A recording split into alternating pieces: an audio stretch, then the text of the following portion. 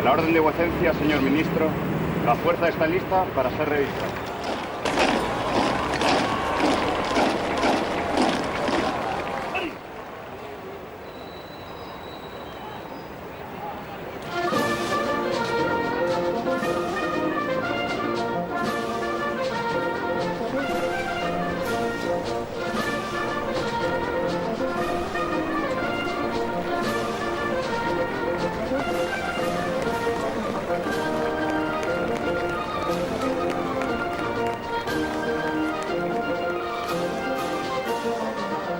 Hace unos años, en conmemoración del 70 aniversario de la proclamación de la República, se hizo esta bandera aquí, en la Plaza de Colón de Madrid. Pero la bandera que está colgada podría ser otra si el alzamiento militar del 18 de julio de 1936 hubiera triunfado. Aquella lucha fratricida que costó miles de vidas humanas y que provocó destrucción y miseria sigue estando presente en la memoria de los españoles de uno y otro bando, hoy reconciliados, ayer luchando en el campo de batalla. Una historia terrible, llena de miserias y heroicidades que tuvo durante 3 años al mundo en vilo.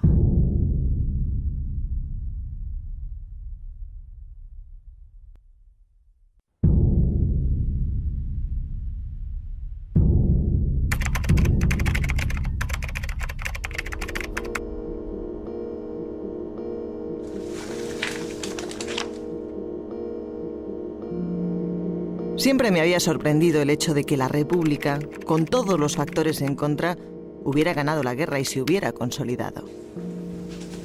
Llevaba ya tiempo recopilando datos de los últimos 70 años de la historia de este país con el propósito de preparar un documental.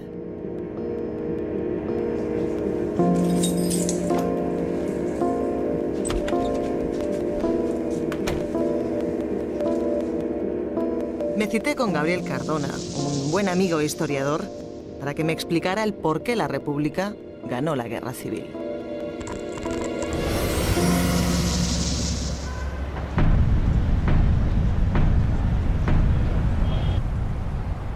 Según Gabriel, la clave de la victoria republicana está en la dimisión de Negrín en abril de 1938 y en su sustitución en la presidencia del gobierno por Indalecio Prieto.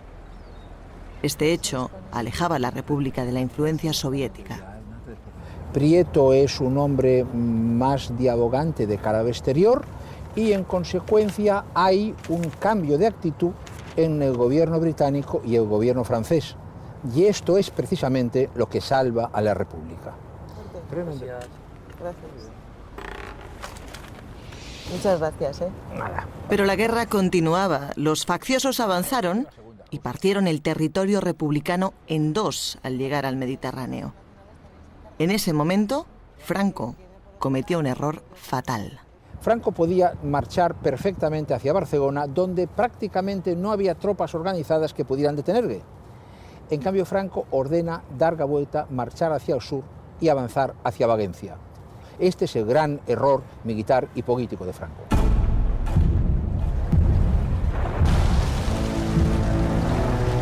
La madrugada del 25 de julio de 1938, el ejército republicano empieza a cruzar el Ebro por diferentes puntos, entre Mequinenza y Amposta. Las tropas republicanas penetran con fuerza hasta Gandesa, donde encuentran una fuerte resistencia de las tropas del general Yagüe.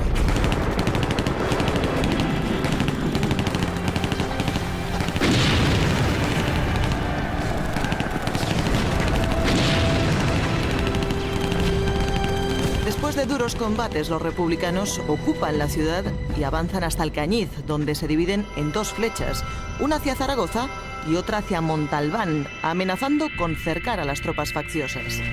Paralelamente, en el frente occidental, los republicanos presionan en Extremadura y llegan a las puertas de Badajoz. La unidad en el bando faccioso se resquebraja. Italianos y alemanes repatrian a sus tropas. Un grupo de generales monárquicos da un golpe de Estado.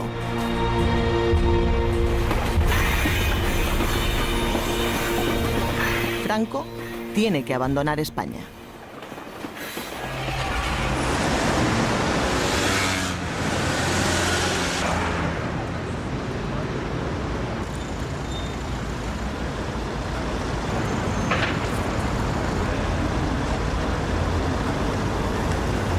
La marcha de Franco de España marcó el fin de la contienda. La República había ganado la guerra civil.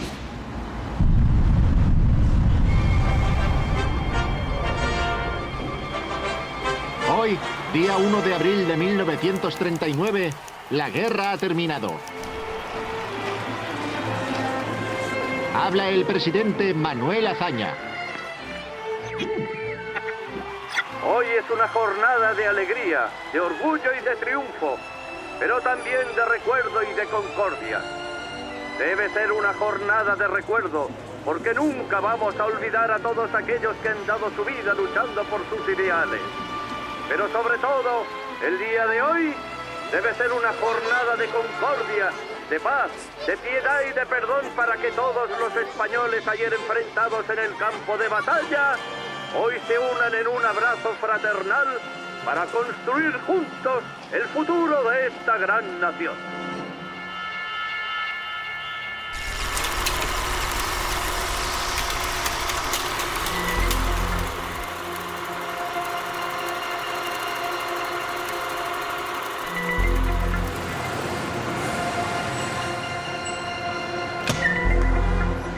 Pero la alegría de unos es el desengaño y la frustración de otros.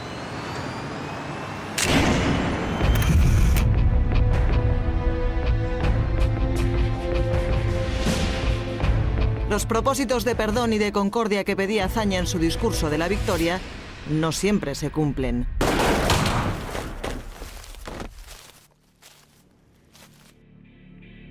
Algunos generales y líderes de los llamados nacionales son fusilados y se procesa a centenares de personas del antiguo bando sublevado.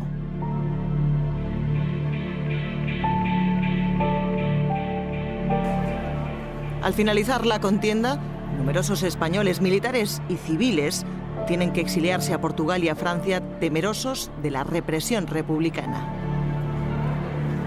Durante el verano del año 1939, Francia e Inglaterra presionan a la República para que cese la represión. El gobierno de la República promueve una ley de amnistía y muchos de los refugiados regresan a España.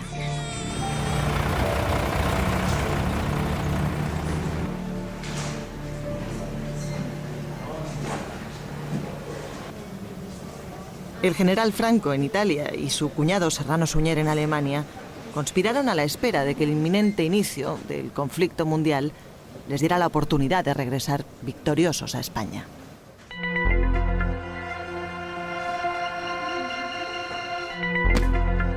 El 1 de septiembre de 1939, los alemanes invaden Polonia. El día 3, Francia y el Reino Unido declaran la guerra a Alemania. España, por su parte, se mantiene momentáneamente neutral a la espera del desarrollo de los acontecimientos.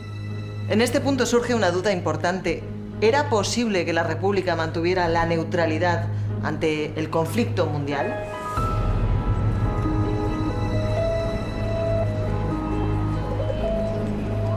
Para responder a esta pregunta me reuní con el historiador Paul Preston.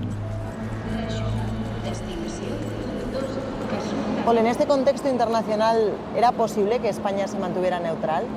No, era imposible, porque evidentemente Prieto había subido al poder en abril de 38 precisamente porque la República necesitaba el apoyo de las potencias democráticas y evidentemente se alineaba la República en todo momento con las democracias.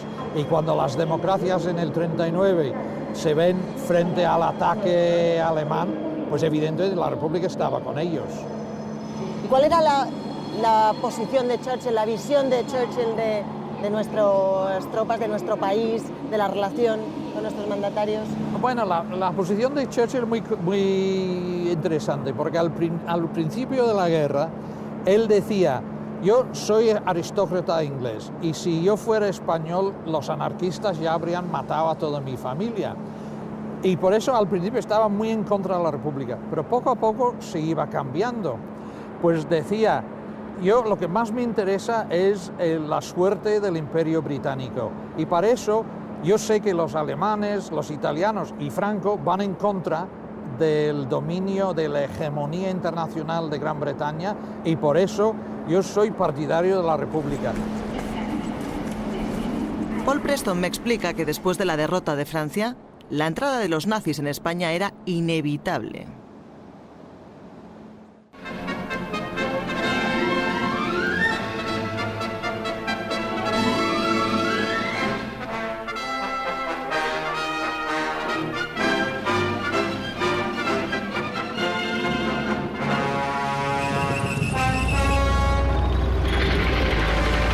Las divisiones blindadas alemanas invaden el territorio nacional, vulnerando la neutralidad de España.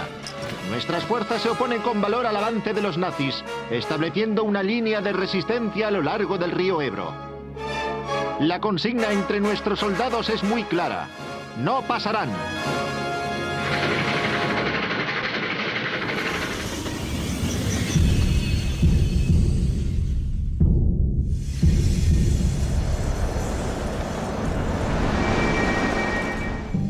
Pero los nazis pasaron y nada pudo hacer el ejército español delante de la máquina de guerra alemana.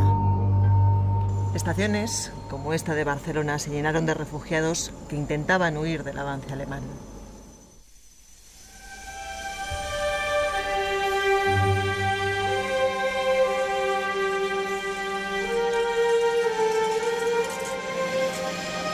Fatigado y apesadumbrado por la desgracia que recaía sobre España, muere Manuel Azaña y las Cortes reunidas en sesión de urgencia designaron a Julián Besteiro como nuevo presidente de la República. Las miradas de todo el mundo se centraban ahora en Madrid. ¿Resistiría la capital el avance de los nazis?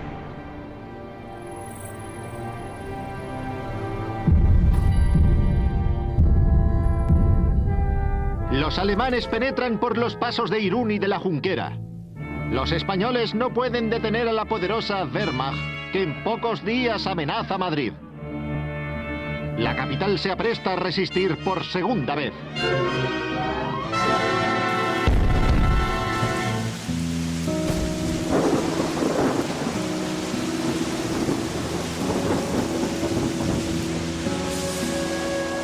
Madrid cayó y por este paseo del Prado resonaron las botas de los soldados nazis una tarde de otoño de 1940. Pero no hubo ni un madrileño, ni uno solo, en las calles para celebrarlo.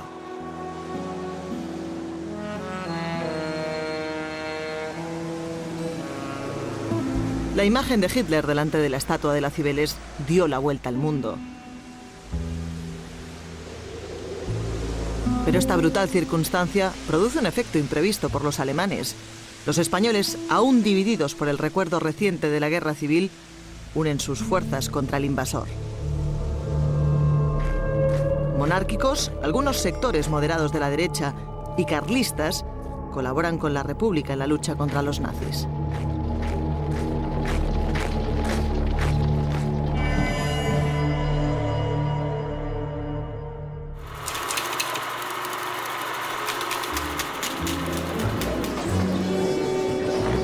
El gobierno de la República se traslada a Cádiz y se establece una segunda línea de resistencia que va de la frontera portuguesa hasta Málaga. Los británicos refuerzan a las fuerzas españolas con el propósito de defender el Peñón de Gibraltar.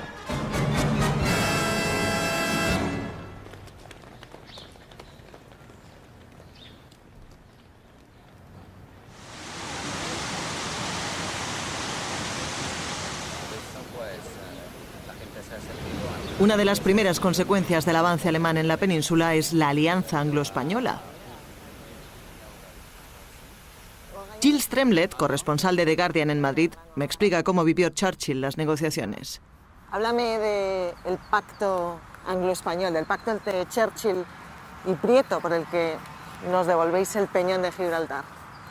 Bueno, el pacto ya lo dijo Churchill en sus memorias. El pacto fue una cosa, un precio que tenía que pagar, ¿no? Era algo inevitable, necesitaba el apoyo español, necesitaba parar el ejército alemán antes de que llegase al mar, y el precio que pagó fue el de Gibraltar. Luego dijo que a él pues personalmente le dolió mucho, pero es lo que se tenía que hacer. Cádiz, al igual que Malta, era vital para los intereses británicos y como tal fue un objetivo prioritario del ataque de los alemanes.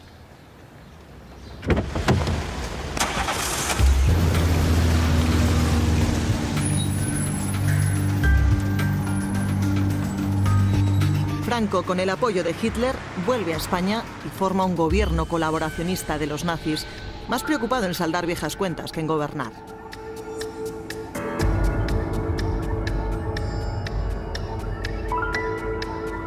La violencia e intensidad de esta represión alarma incluso a los propios alemanes, que en más de una ocasión frenan la sed de venganza de los franquistas. Franco llena la península de campos de concentración.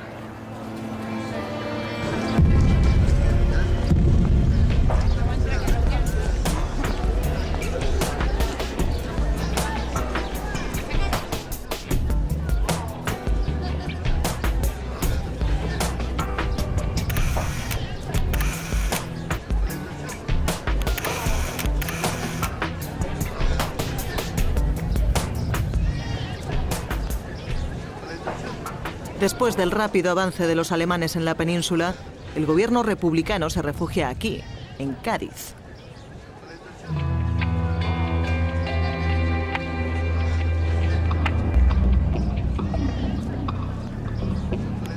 La ciudad, que se encontraba atestada de refugiados, fue bombardeada sin piedad.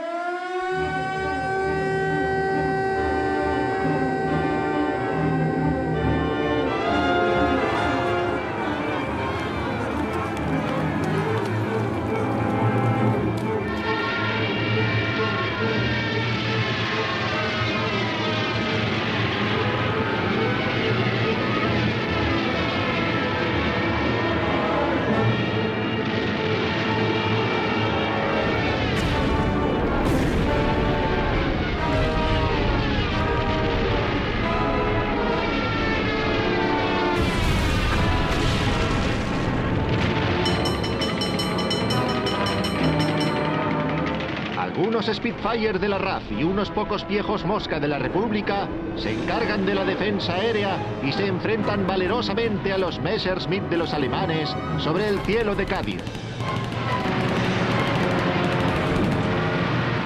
A pesar de todo, los Heinkel de bombardeo alcanzan la vertical de la ciudad y los Stuka se ensañan contra objetivos precisos. Los primeros meses del 1941 son los más duros. Pero los bombardeos, con mayor o menor intensidad, duran hasta la llegada de los americanos en el 1942.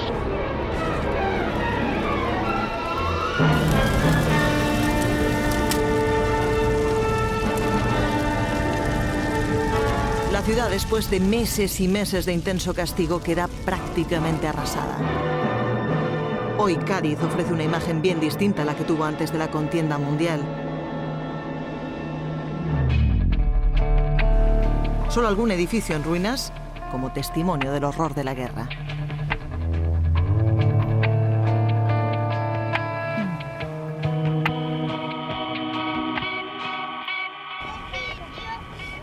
Los gaditanos, que guardan buena memoria de aquellos días, soportaron con heroísmo y buen humor un asedio terrible. La misma copla que cantaron durante el sitio de los franceses en la Guerra de la Independencia, adaptada a los nuevos invasores, se oye cada año en los carnavales. Disculpe, estoy buscando la calle de la Soledad. ¿Me podría indicar cómo encontrarla? Sí, es muy fácil. A ver, tiene que coger esa, la primera a la izquierda, y después la primera a la derecha ya se lo encuentra enfrente, justo enfrente.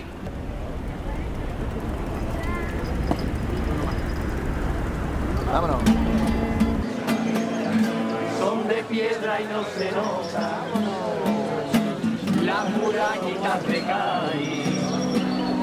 Son de piedra y no se nota, para que los alemanes se rompan la cabezota con la bomba que tira los fanfarrones, se hace la gaditana. tirabuzones, que las hembras cabales en esta tierra, cuando las señas vienen pidiendo guerra, guerra, guerra, y se ríen alegres de los alemanes y de los aviones, de los rubiales, y hasta saben hacerse tirabuzones con las bombas que tiran los fanfarrones, los fanfarrones, los fanfarrones.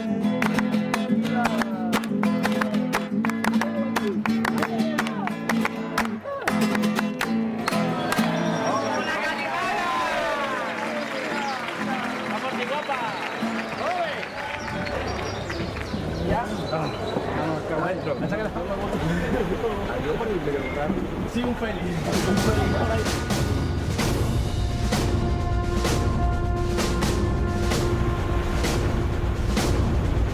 La situación empieza a mejorar para los gaditanos con la llegada del general Montgomery y posteriormente de los norteamericanos.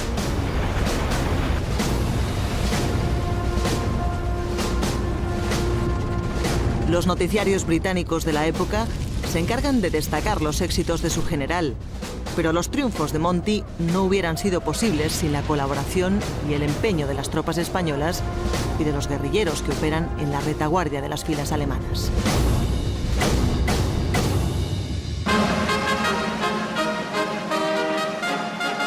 The battle for the Republic of Spain.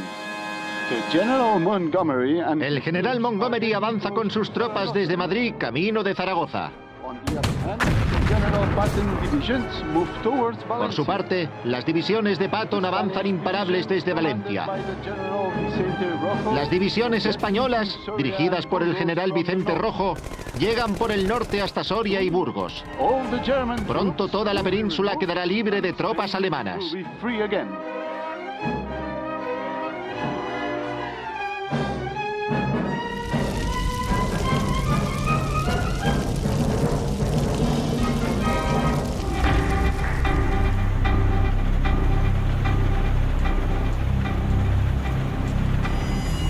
El desembarco aliado en Normandía, en el que participa una división española, marca el principio del fin de las hostilidades.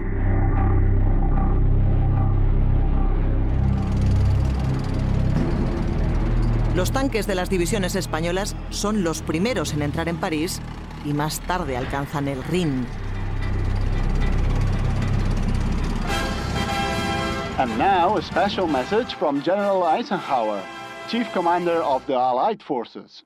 With his great Russian allies and forces advancing from the south, utterly defeated the Germans by land, sea, and air.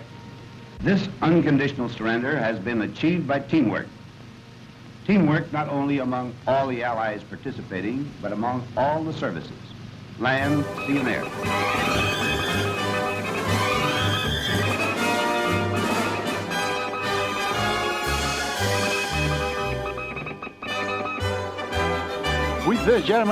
Con la firma de la rendición incondicional de Alemania, la guerra en Europa ha terminado. Una multitud jubilosa celebra el acontecimiento en las principales capitales aliadas. In New York,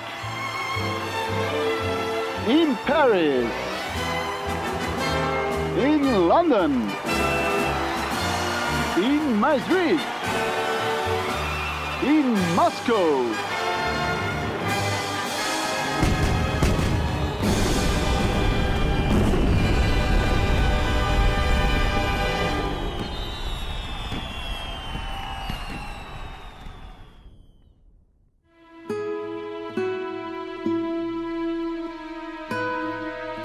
Los americanos y los británicos tuvieron un gran número de bajas en su campaña española.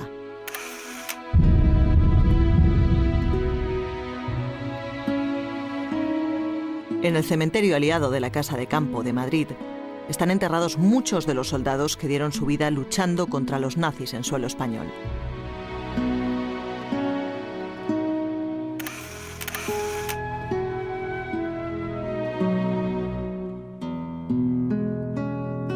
Pero no terminó aquí la ayuda aliada a España. Aunque el día de la victoria aliada se celebra con júbilo, España no está para muchas alegrías. Casi 9 años sin interrupción de guerra han causado la destrucción de puentes, carreteras, fábricas y viviendas.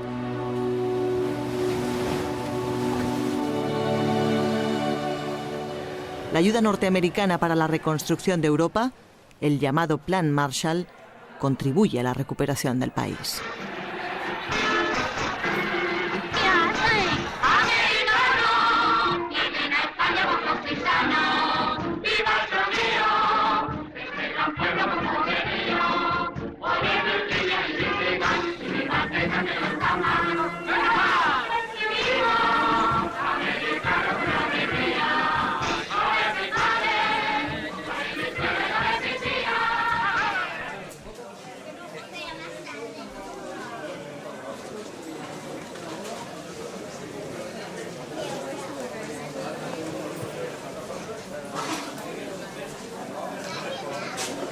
El cine era visto por muchos como algo inmoral, porque a pesar del clima de libertad, España era desde el punto de vista social un país muy conservador. Así me lo contó el crítico de cine, Roma Gubern. El cine español es enormemente popular. Incluso, en muchos casos, rebasa al cine americano en recaudación. España era un país básicamente agrario, con una enorme influencia de la Iglesia Católica, incluso en el régimen laico. La Iglesia Católica, su influencia venía de 5 siglos atrás, o sea que era un poder, y el imaginario estaba colonizado por la Iglesia. Por ejemplo, el tema de la virginidad, del honor sexual femenino. En plena República se hace una película como Nobleza Baturra, cuya historia es una chica decente, cuya honra se ve comprometida porque alguien ha visto que un chico subía por su balcón a su casa. A pesar de este puritanismo, en España se estrenan las mismas películas que causan furor en Estados Unidos y Europa. Curiosamente, de ello se benefician ciudades como Vigo, Badajoz o Huelva, que reciben a los portugueses que bajo la dictadura de Salazar no pueden ver en su país películas como La Dolce Vita, El multimillonario, o años más tarde, El último tango en París.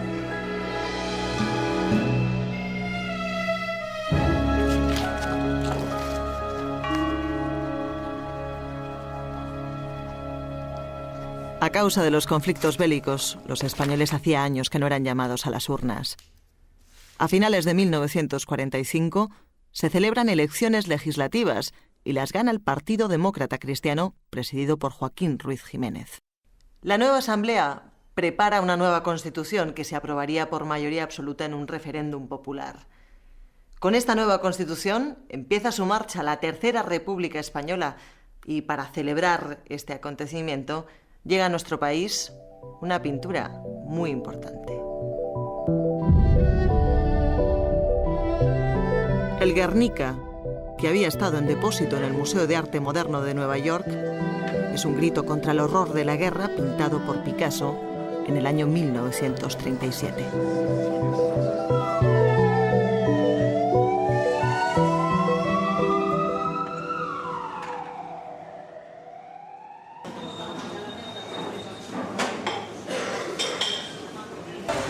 En esta mesa de la cervecería alemana de Madrid estuvo bebiendo Picasso con Hemingway, con Miró, compartiendo tertulia con un sinfín de artistas, de escritores, músicos y cineastas. Se vivió una explosión de creatividad en todos los campos artísticos, pero sobre todo en literatura. España se convirtió en un referente a escala mundial en el plano cultural y en el político.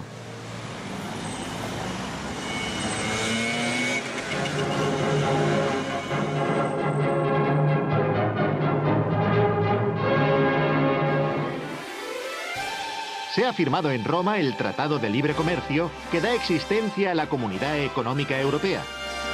Por España firmó el presidente del gobierno, Joaquín Ruiz Jiménez, quien departió cordialmente con su colega alemán Konrad Adenauer. España, que forma parte de las Naciones Unidas desde su fundación en 1945, se erige en impulsora del proceso de unidad europea. ¿Qué países firmaron el Tratado de Roma? Los países que firmaron el Tratado de Roma son España, Francia, Italia, Alemania, Bélgica, Luxemburgo y Holanda. Muy bien. La educación ha sido desde los años 30 uno de los pilares de la política republicana.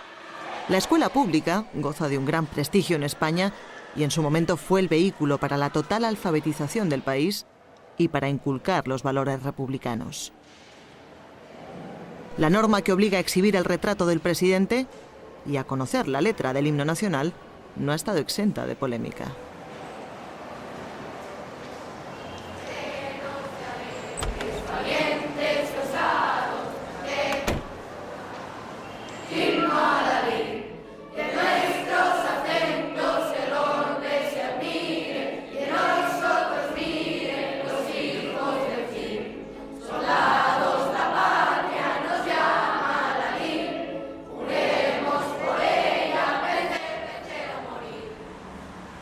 Un himno que tuvo que aprender el hijo de don Juan cuando vino a estudiar a España.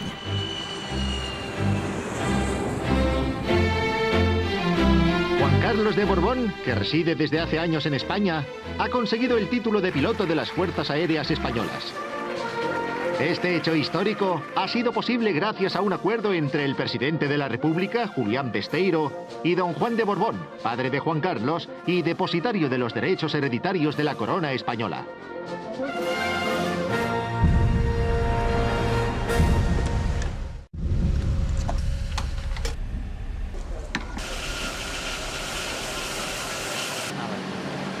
Los vínculos de la República con el Reino Unido y los Estados Unidos facilitaron el fin del monopolio de empresas como CAMSA, con la llegada de multinacionales como la Shell o la Elf.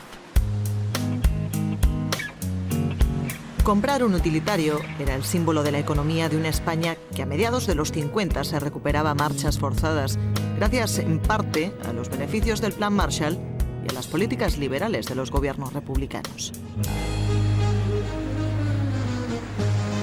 El nuevo modelo 600 de Fiat está causando furor entre los españoles. Para conseguir uno de estos utilitarios se precisa hasta 6 meses de espera. Tal es el interés que ha despertado entre los aficionados al motor. Actualidad deportiva. Aquí vemos al mago del balón, Ladislao Kubala, haciendo malabarismos con el esférico en el estadio de Chamartín. En la década de los 60 los equipos españoles triunfaban en Europa. El Madrid con Gento y Kubala ganó 4 Copas de Europa y el Barça con Suárez y Di Stéfano 2.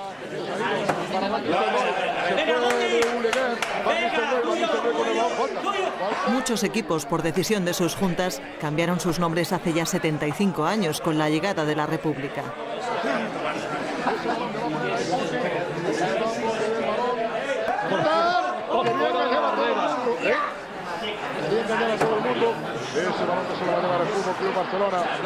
El Madrid Club de Fútbol antes de la República era el Real Madrid.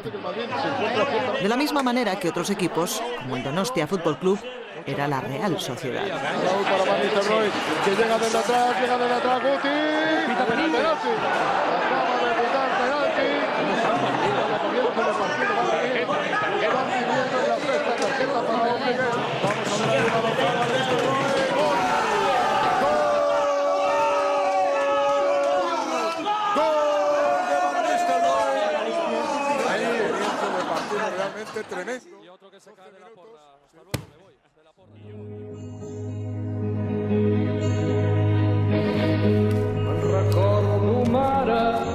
En Europa no solo triunfan los equipos de fútbol españoles. En el año 1968, Joan Manuel Serrat consigue el primer éxito en Eurovisión para España con un tema muy pegadizo, La La La, y cantando en catalán.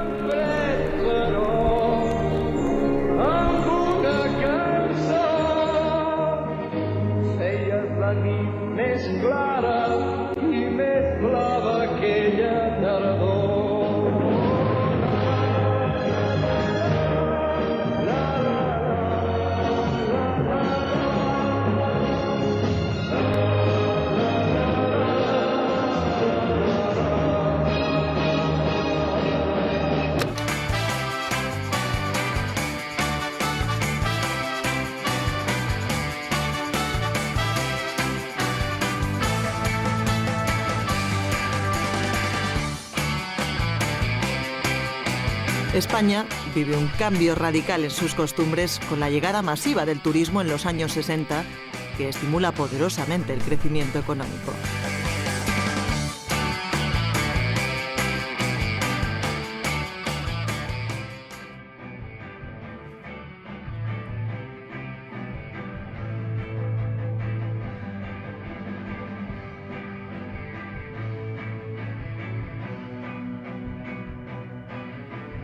Se van sucediendo los gobiernos conservadores y parece que el sistema electoral mayoritario impide el acceso al gobierno a los partidos de izquierdas. A raíz del accidente del pasado 17 de enero, que afectó a un B-52 de las Fuerzas Aéreas de los Estados Unidos, que portaba 4 bombas de hidrógeno, el Partido Socialista Obrero Español ha reclamado la revisión del tratado bilateral con los Estados Unidos. El ministro de Exteriores de la República, Manuel Fraga Iribarne, ha intentado minimizar el accidente. Aquí lo vemos bañándose en Palomares junto al embajador americano, Mr. Duke.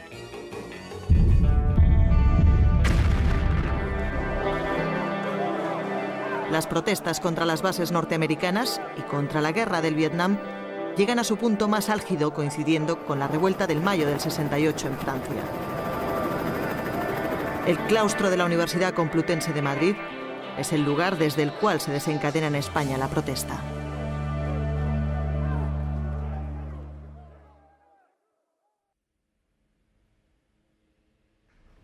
Otro asunto conflictivo entre derechas e izquierdas es la demanda de extradición y juicio contra el general Franco.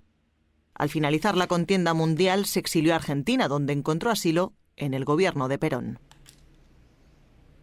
Las demandas de extradición le llevaron años más tarde a Paraguay y finalmente a la Nicaragua del general Somoza. Allí murió el 20 de noviembre de 1975.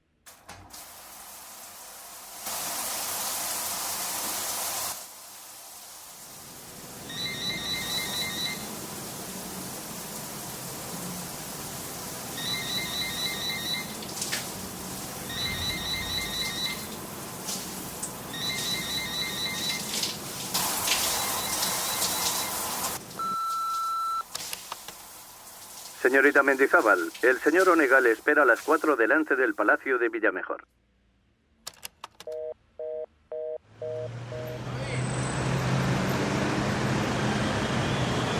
Fernando me cuenta que en el año 1977, el entonces presidente Adolfo Suárez y el nuevo líder de la oposición, Felipe González, se reunieron en esta sede de presidencia del gobierno, el Palacio de Villamejor, para pactar la reforma de la Constitución que se votó por referéndum en diciembre de 1978. Fernando, ¿qué consecuencias tiene el cambio en el sistema electoral? Ha tenido un cambio fundamental, que ha sido la entrada de pequeños partidos que anteriormente por el sistema mayoritario no podían entrar, y uno que ha sido, a mi juicio, definitivo en los problemas políticos de este país, que ha sido la entrada de los partidos nacionalistas.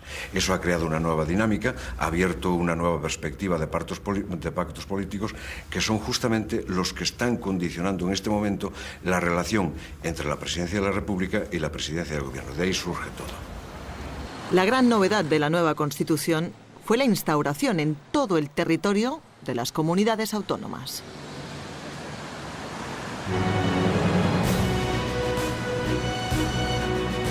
A partir del año 1978, el régimen estatutario catalán, vasco y gallego se extendió al resto de las nacionalidades y regiones. La Tercera República pasaba a ser una república federal. La nueva Constitución instauraba un régimen electoral proporcional. Este hecho permitió la presencia del Partido Comunista en el Congreso de los Diputados después de 40 años de ausencia. Estamos todos de acuerdo en el texto que se ha repartido, procedemos entonces a la firma. Hoy se han reunido en el Palacio de Villamejor los líderes de todos los partidos políticos, así como los representantes de los dos sindicatos mayoritarios, la UGT y la CNT, y los dirigentes de la patronal. El acuerdo pretende dar un impulso económico y social a la política del gobierno.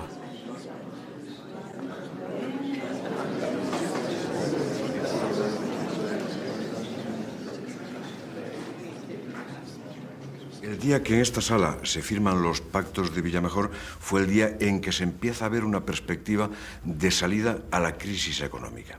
Y lo que consiguen estos pactos de Villamejor, hechos aquí, en esta sala precisamente, ha sido el darle una nueva vitalidad a la economía y nos permitió salir del bache.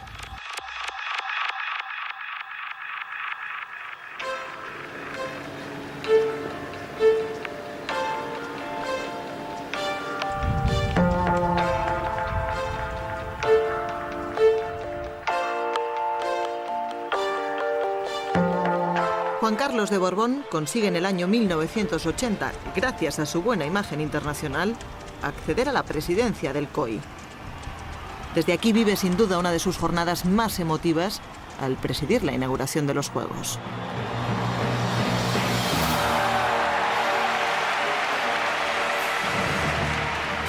La imagen del presidente de la República, Felipe González, del presidente de la Generalitat, Jordi Pujol, y del depositario de los derechos de la corona española, Juan Carlos de Borbón, juntos en la presidencia de la inauguración de los Juegos Olímpicos, fue una imagen de normalidad democrática que dio la vuelta al mundo. Declaro abiertos los Juegos Olímpicos de Barcelona, que celebran la 25ª Olimpiada de la era moderna. La otra imagen para la historia fue la del hijo de Juan Carlos, Felipe de Borbón, abanderando el equipo español.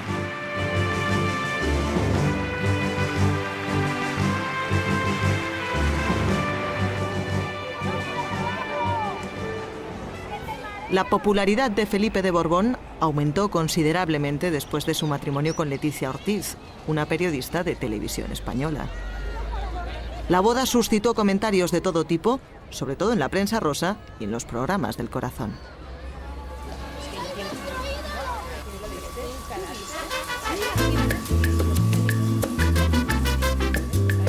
No hubieran dejado casarse con más bella, eso nunca. Y la suerte es que no es príncipe y se puede casar con quien quiera. Tú imagínate que en vez de una periodista hubiera sido una modelo. Nena, mírame cuánto me queda. 15 minutos te quedan a ti, ¿eh? Ella, desde luego, a mí no me gustaba nada con la vestida, ella de la boda. ¿Y la nariz no se la veis más pequeña? ¿Dónde se habrá operado? Imagínate.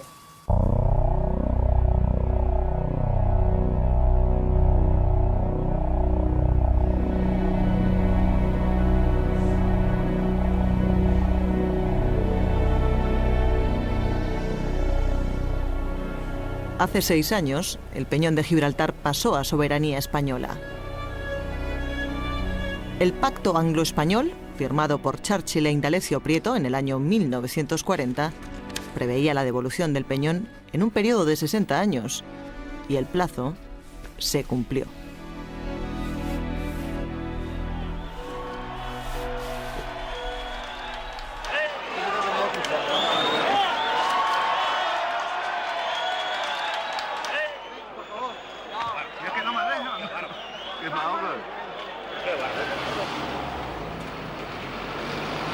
El proceso fue complejo y no exento de fricciones y de problemas entre el Reino Unido y España. Al final, el presidente de la República, José María Aznar, y el premier británico, Tony Blair, sellaron el acuerdo que devolvía el Peñón a España. Pero en todo caso, creo que es una buena cosa que se haya producido, ¿no? Y en todo caso, estamos y seguiremos en el marco de esos compromisos que nos obligan a todos. Para el primer ministro Blair,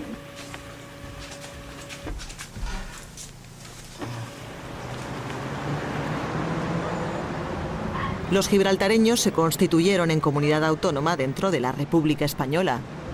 Ahora conservan sus instituciones propias, el Parlamento, la cooficialidad del inglés y el español, un régimen fiscal propio y los populares bobbies, la policía autonómica gibraltareña.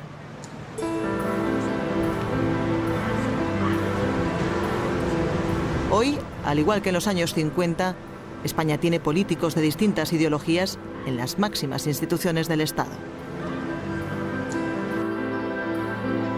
La máxima representación del Estado recae en José María Aznar y es un socialista, José Luis Rodríguez Zapatero, el jefe de gabinete. La llamada cohabitación produce tensiones como las produjo en el pasado y aunque se oyen voces que reclaman un cambio en la Constitución, todo parece indicar que no se modificará en lo sustancial el actual marco legal.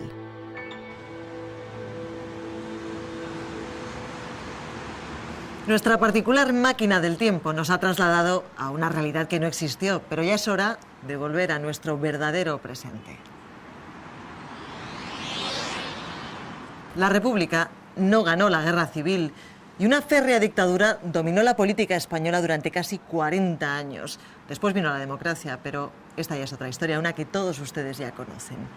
Lo que acabamos de ver es un juego con la historia. Hemos querido cambiar la realidad de las cosas con el fin de entender un poco mejor nuestro pasado más reciente, sin ánimo de ofender ni a personas ni a instituciones. Ahora van a poder ver todas las trampas, las manipulaciones y los cambios que hemos realizado en este programa. No se lo pierdan.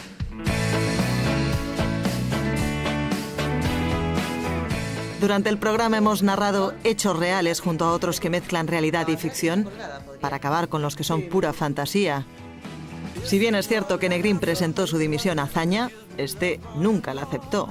La portada de La Vanguardia, que anuncia la dimisión de Negrín, es obra de Francesc Cardeñas, que cambió los titulares del periódico, conservando la cabecera y luego envejeció las hojas. Con el mismo proceder realizamos otras portadas, como la del diario La Vanguardia, en la que se anuncia el nacimiento de la Tercera República, o en la de ABC, en la que se anuncia el nombramiento de Fraga Iribarne como nuevo ministro de Asuntos Exteriores. La imagen de Hitler delante de la Cibeles se ha efectuado en base a unas imágenes reales delante de la Torre Eiffel en París y de imágenes contemporáneas de la estatua con el mismo valor de plano. Carlos Prieto ha sido el encargado de manipular esas imágenes, al igual que las de Eisenhower anunciando la victoria aliada con la bandera tricolor de España, la firma del Tratado de Roma con los representantes españoles o el príncipe abanderando al equipo español con la bandera tricolor. La empresa de postproducción Molinare recreó el cementerio aliado de la Casa de Campo de Madrid y la imagen de Cádiz destrozada por la aviación alemana. Las imágenes del desfile de la victoria republicana son reales y corresponden a la despedida en Barcelona de los voluntarios internacionales durante el otoño de 1938. Enrique Isasi ha imitado la voz de Azaña. El discurso de la victoria de la República se elaboró en base a los escritos y discursos del que fuera presidente de la República. Xavier Serrano puso la voz en los falsos noticiarios de la República, imágenes reales que, sacadas de su contexto, daban la imagen de veracidad que buscábamos. Los distintos personajes que han sido entrevistados durante el programa han accedido voluntariamente a participar en él, con pleno conocimiento del juego que íbamos a llevar a cabo. El historiador Gabriel Cardona ha sido además el asesor histórico del programa. Todos ellos han opinado sobre unas preguntas claves que les hemos querido formular. Yo creo que a partir de los 9 días de comenzar la guerra, era totalmente imposible que la República la pudiera ganar. Simplemente por las condiciones internacionales. Yo creo que la República tenía muy pocas posibilidades.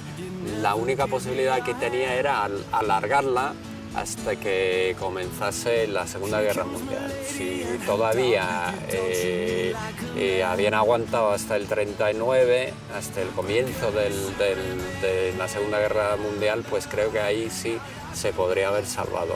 Pero sin esto, no.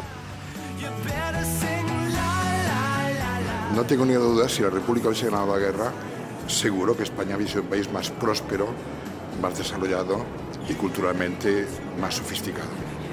Si España estuviera dentro del marco de los países europeos, con un régimen político homologable, una democracia normalizada, evidentemente hubiera tenido un desarrollo económico mucho más rápido.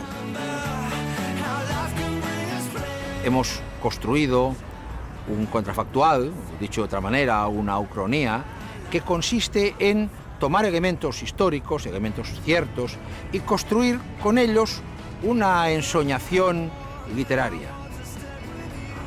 Lo hemos hecho con cariño, porque hemos tratado algo tan duro, tan dramático para España, como fueron estos años. Y por lo tanto hemos creído que introducir en ello unos elementos de humor, de imaginación y de buena voluntad podría ser útil a nuestra propia tranquilidad mental.